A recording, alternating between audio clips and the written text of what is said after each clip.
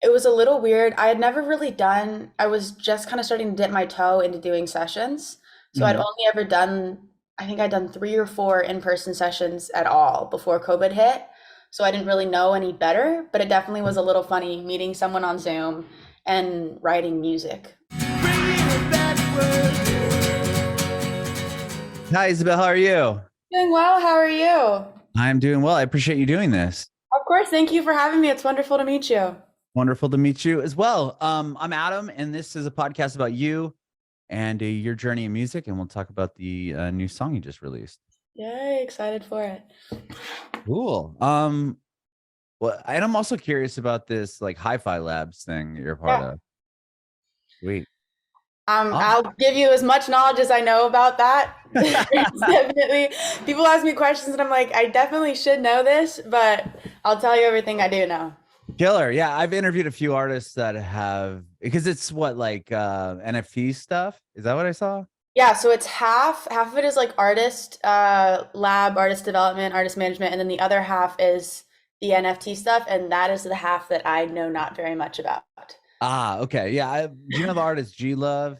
G Love and Special Sauce. Name sounds familiar. Okay. He released a record. His new album actually was all done through NFTs, and in the new Our Lady Peace record is the same way where you can like invest in the album. It's really interesting where you It's a like own crazy a piece new, of the yeah. publishing or I don't know. But it's really fascinating. So cool. I Awesome. should Well, know more. it's all right. Well, talk to me. You're from San Francisco? Is that what I saw? San Francisco, born and raised. Yeah. Yeah, San Francisco, born and raised, and then I've been out in LA for almost 2 years now. I think I'm going on a year and a half. Wow. So did you live in the city? I lived up there for like 5 years. I'm from San Diego Oh originally. my gosh, where'd you live? I lived in the East Bay. So I Okay. lived like, yeah, Oakland area and then on the other side of the Orinda Hill and all that stuff, I like Walnut was Creek like area. nice. Okay, I grew up like smack dab in the middle of the city. It neighborhood was called Cole Valley. I don't know if you're Oh familiar. yeah. Okay, Okay. yeah. So I grew up in Cole Valley. Went to high school in the Haight Ashbury. No Like way. I It's was in fascinating to talk to people that are like born and raised in the city. Like I had one friend that was like grew up there and it's just such a different experience, I feel like, than most kids, unless you grew up in like New York or like Chicago or something. But like to it is. grow up in a city, especially like San Francisco, what was that like? I every time I go home, I joke with my friends that I hate my parents for raising me there because I feel like nowhere will be able to amount to it. Sure. But I loved it. I think it was definitely a different experience. Like I think growing up, I was always a little jealous. My cousins grew up on a farm and they had horses and land, Oh, which sure. I was always a little bit jealous of. But now I'm like, I would not have wanted to grow up anywhere else. I think there's a level of freedom and independence that you get getting to live and grow up in a city. Uh, Hmm. I absolutely adore the people in the community that I was around. San Francisco, especially, has good food, has great people. It's beautiful. It's a walking city. We have the ocean, we have nature, it's everything. So I loved it. Yeah, and you just get on BART and go to the suburbs if you needed to, or Exactly. You can be anywhere and snap of your fingers without I even having know. to have a car. I know that's what's so wild. Like I would imagine maybe when you're growing up, like would you go on well, if you're in the city, I guess it's not as big of a deal. So like, yeah, I was gonna say, like a lot of people that I knew that would grow up around the area, like they could just get on BART and spend the weekend in the city, or if you're in high school, like go out to the city. But you're already there, so would you venture out at all, or not Gonna really? be completely honest, I have never been on BART, which Oh is my a little bit gosh, embarrassing to say, but I think I would always that's actually pretty we're gonna amazing. pretend I didn't. I took Muni religiously. Like I took the bus Okay. to school. I would like that was my main source of transportation. But anything in the East Bay, I would always make them come to me, or I would like carpool and drive over. For some reason, I've never taken part.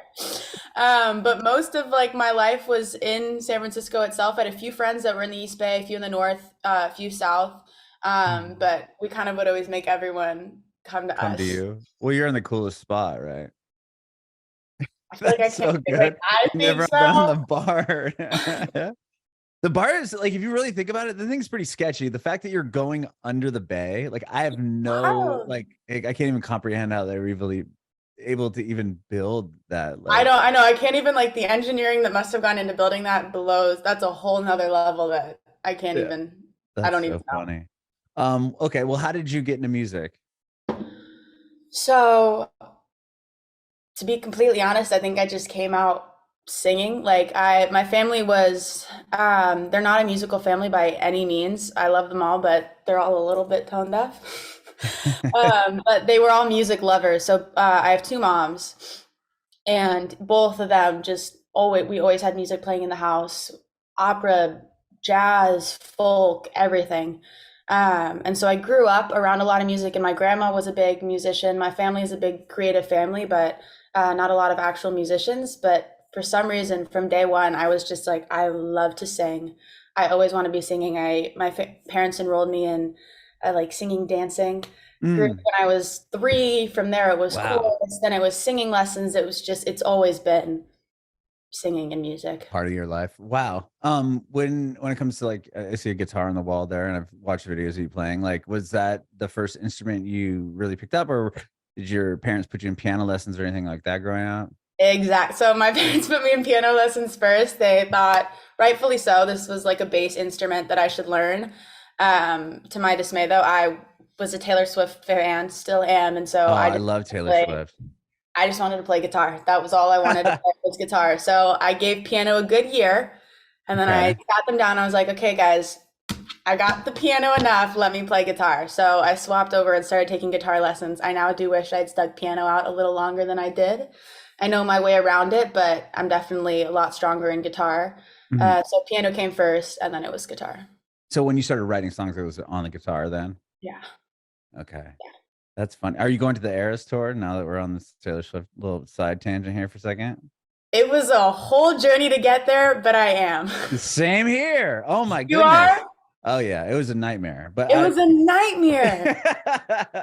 It I was a live in roller Nashville now, coaster. so it was yeah, I spent hours just like when I was working, just like on the thing waiting to like get the verified fan whatever. And then I was like, hell yeah, I got it. And then just nightmare the And that next was the day. beginning. We thought we were safe with the verified Oh fan. man, what a nightmare. And then I didn't even get it through the verified fan. I had to I use didn't either. a Capital One card to get it.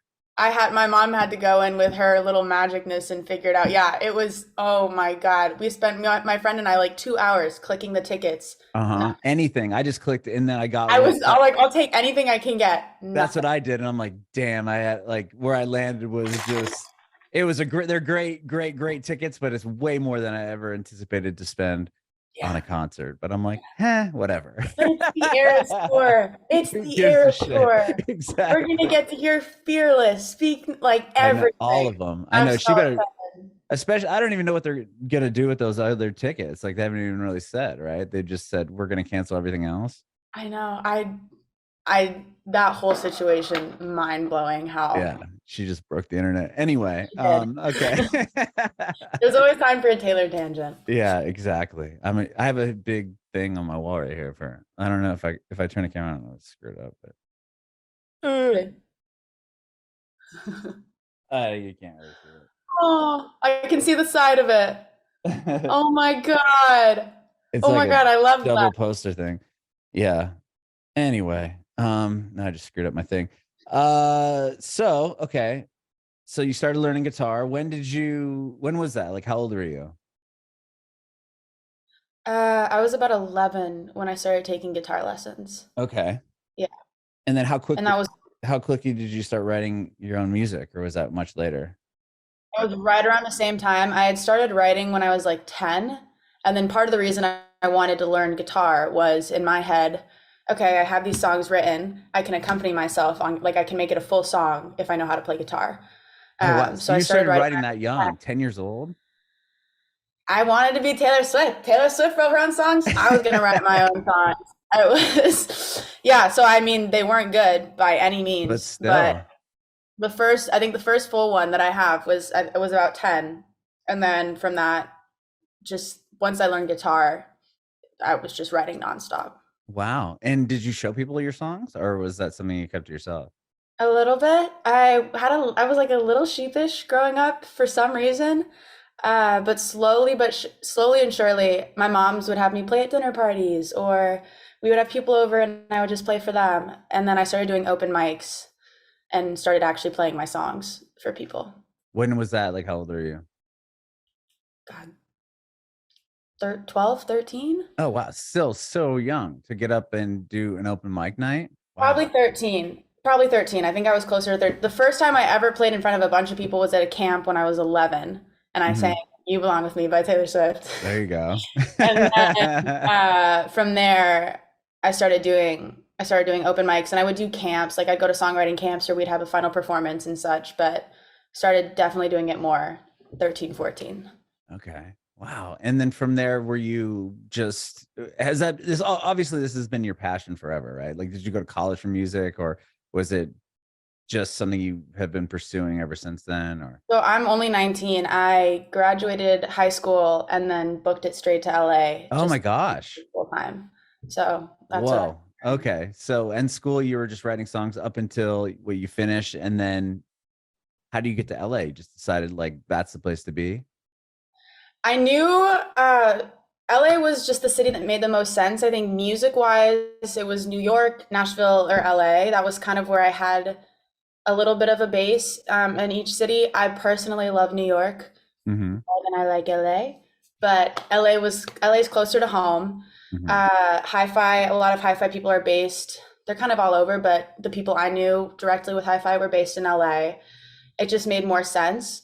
I really knew nobody except for like my two hi-fi connects, but I just found like a mutual on Instagram. I got my apartment and I moved on down here. Damn. That's bold. I like that.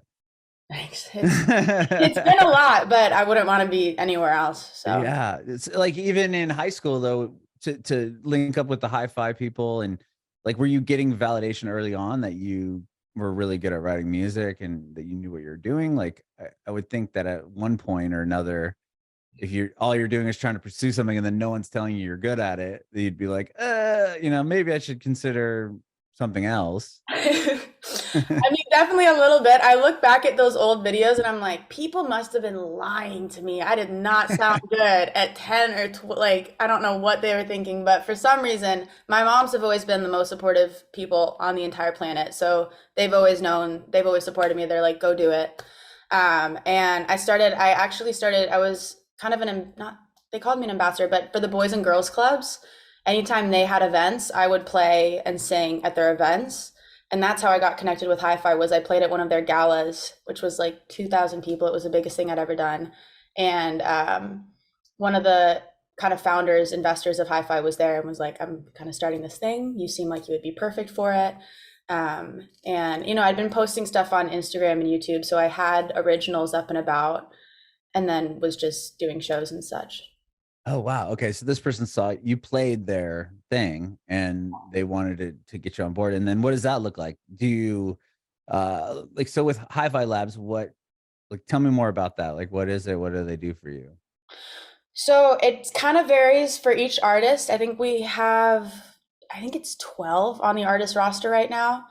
Again, I'm going to say what I know. I really should know more about them, but It's okay. I can say exactly what they do. But so for me, they just kind of fill all of the cracks and crevices of everything that I need music wise, which is really wonderful. Because again, I came down here knowing absolutely nobody. It'd been a lot of I was just doing everything for myself, and so they've been really wonderful. Of like, oh, here's a producer you would like.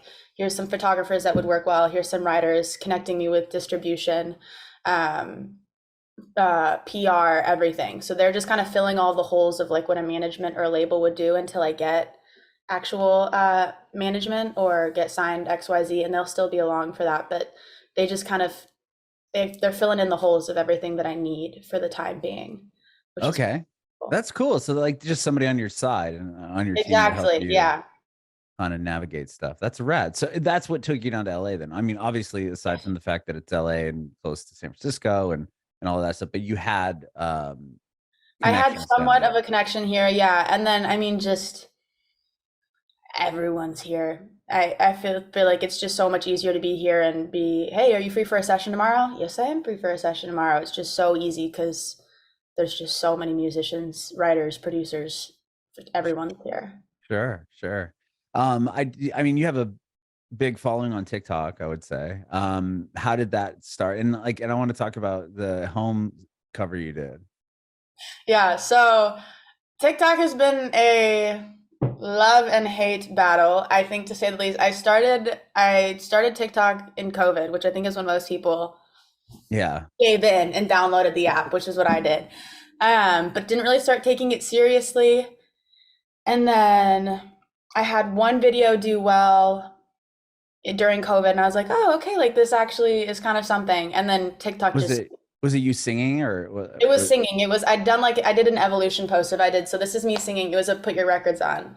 oh, okay. The first Put Your Records On was the first cover I ever posted on any social media, and I posted on Instagram. So it was like, this is me at 13 singing Put Your Records On. This is me at 15 singing Put Your Records On, and then this is me at 17.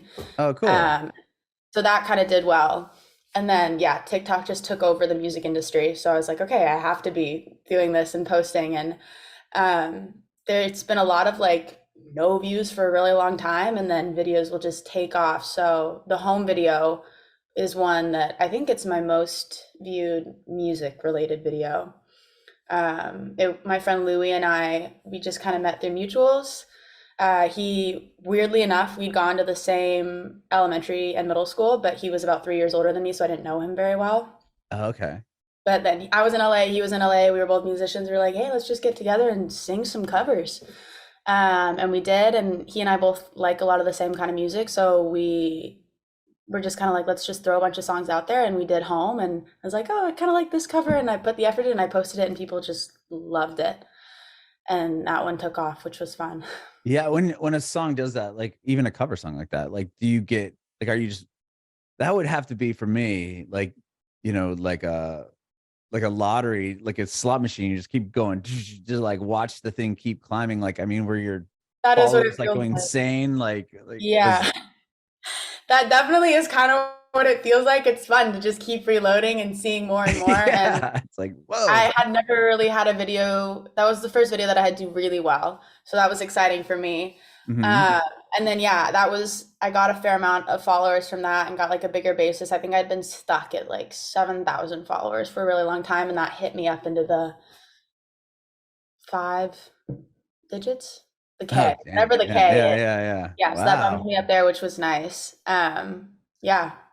That's cool. That is really cool. And you put out a song. Well, Freshman's the newest one, but the one before that, freshman year, you did "Call My Bluff." That was your first song you released. Yep. Yeah. And was that a song that you had teased on TikTok at all, or like tell me about releasing that song and putting out really your first song under your artist, right? As an artist. I mean, every range of emotions is what I felt. Anything you can picture is like it's just a whole mix of excited and nervous and sad and happy and like just everything. And so Call My Bluff we'd been working on for almost 2 years at that point. And I was just so excited to finally be getting music out because I came down to LA and spent a good year just in sessions nonstop. And I had so much music piled up because we were just trying to find my sound and figure out what I liked and what worked. And so finally I was like, okay, let's do it. Let's put some music out. So it was really exciting to get Call My Bluff out. And I'd done a little bit of teasing on TikTok, a little bit on Instagram, got a little bit of traction, some new people, some new faces. People were like, oh my God, so lucky I found you. I love your stuff, which was definitely fun. And then freshman year, we've been working on for even longer. Freshman year was written like early COVID. Oh Uh, wow. So you were what, still in high school when that song was being yeah, written? yeah. Oh I wow. think God, June, I think I was early senior year of high school when I wrote freshman year. Um, so that one's been a long time coming, and it wasn't going to come out, and then it was going to be the first one out, and then it wasn't going to come out, and then it's just been back and forth and back and forth. It's been a journey with that one. So I'm happy that we got to a place where we all feel really happy about it and people seem to be liking it. Hmm. Happy that it's out. So did you graduate high school in 2020? Or 20? 2021. Okay. So well, COVID was still happening then, right? I don't know. Yeah. Yeah. So like late 2020, I think is when I wrote freshman year. Oh wow. And was that something you were able to collaborate with anyone else on, or like how did you write and record it? That was the first Just by song yourself? that was the first song I ever did with Hi-Fi. Oh, So okay. I had written like half of it. And that was right when I first started working with them. And they were like, oh, we like this one. Let's dive in on this one. And that's when I first started working with Mike Cameraman, who also did Call My Bluff. And so we just did Zoom sessions for the most part and finished writing it. And we got some tracks down. We recorded it. I just sat exactly like we were and did vocals and Like this on Zoom? like this on Zoom. We went back in and changed some stuff. So the final vocals now are not the Zoom vocals, but for a while there, it was Zoom vocals. Was that weird? Like writing over the computer? Like, have you had met that person in person before? I had never met him. I think it was a little weird. I had never really done, I was just kind of starting to dip my toe into doing sessions. So I'd Mhm. only ever done, I think I'd done 3 or 4 in-person sessions at all before COVID hit. So I didn't really know any better, but it definitely was a little funny meeting someone on Zoom and writing music with someone. Right. They're like, okay, now tell me, be super vulnerable and tell me all of this stuff you're gonna, Exactly. write about right now. And I You're know like, we have never met, and let's do this. pretty much, yeah. Were you intimidated going into sessions for the first time? Like doing a writing session? Was it something like, how is this gonna look? Like, am I gonna come in prepared? I still am. I think music is a really vulnerable process, any way you put it. I think it's hard. It's a weird field because it's business. This is my life. This is my lifeline. This is my job. This is my business, but it's also it's an art form and it's creative and it's vulnerable. And so I definitely, especially at the beginning, was always nervous going into sessions because I felt a little insecure because I didn't know necessarily the right lingo to say, and I didn't want them to think that like, oh, she doesn't know what she's doing. Mhm. Where I just like I had my vision for the song, but I was worried I wouldn't be able to communicate that the right way, or that they wouldn't think my writing was good enough, or X, Y, and Z. A lot of that would come up, and it still does a little bit, but just the more you do it, the better you get at it, and the better you get at Mhm. writing and figuring out, oh, I don't like how this sounds. So it's an ever growing process. Sure. So with the two songs you have out now, do you have more coming out, and are you gonna release like a full project or?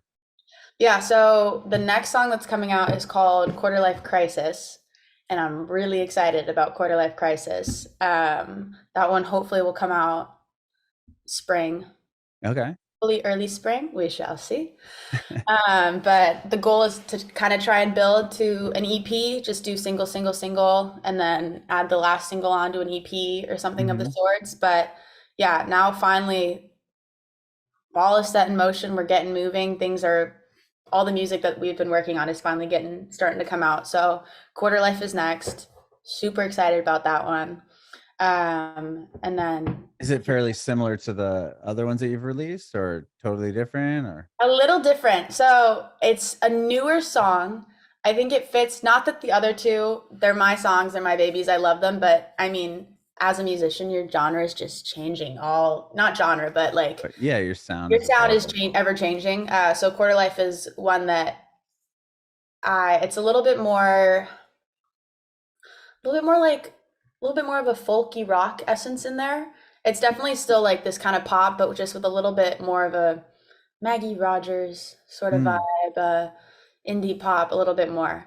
And I love it. I'm really excited about it. A little bit more acoustic guitar sort of vibes, but still, fun, upbeat, all of the such.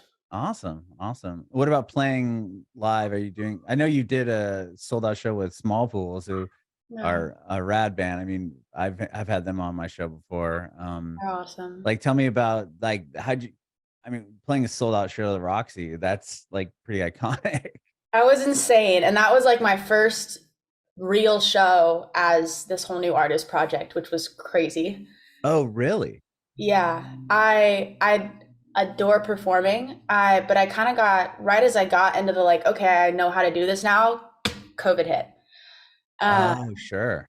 so I just kind of moved out from open mics and was doing all those gala shows and everything. I was like, wow, this is awesome. And then COVID hit and it was nothing.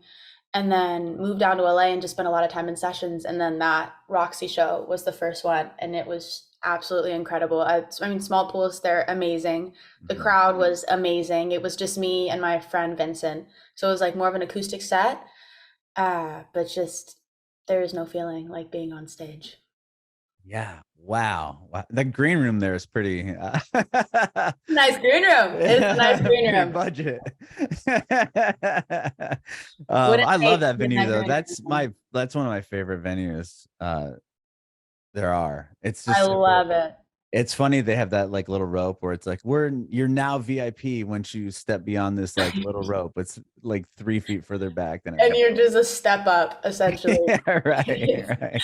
But it's fun. I've gone to a couple shows there. That was my first time at the Roxy, and I've gone to a few shows there since then, and I love it there. It's so fun. Oh yeah, it's a great room.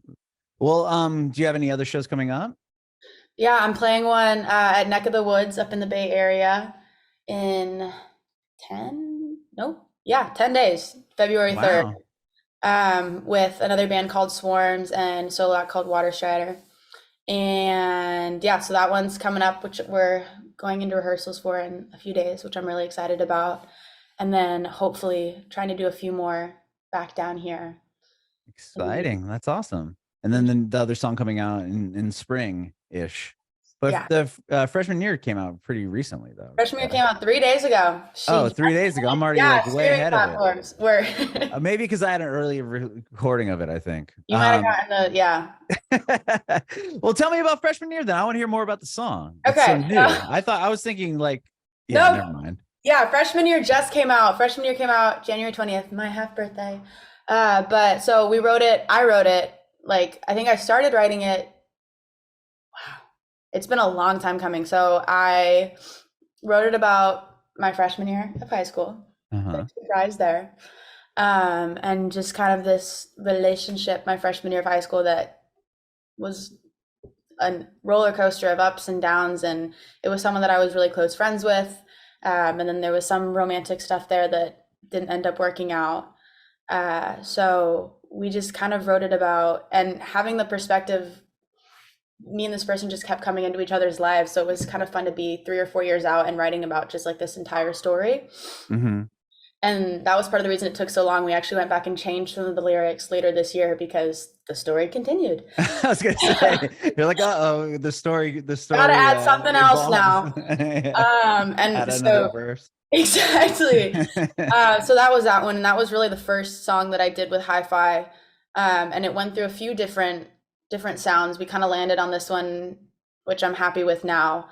But wanted to have just kind of this nostalgic feeling to it while still having this upbeat essence, because it's not necessarily a happy or a sad song. It's just this reminiscing of this relationship, the good parts and the bad parts, and that everything it's a part of my life and it's a part of who I am. But it, that's what it was. All right. And maybe in a couple of years it'll be your all too well 10-minute anthem. Oh, you They better just bet keep it will be. It's coming back around. I know it will. I love it. Oh, well, then let's just chat real quick about the first one you released then, Call My Bluff. Tell me about that song. Call My Bluff was written about, I had just moved to LA and I was like, oh my God, this is terrifying.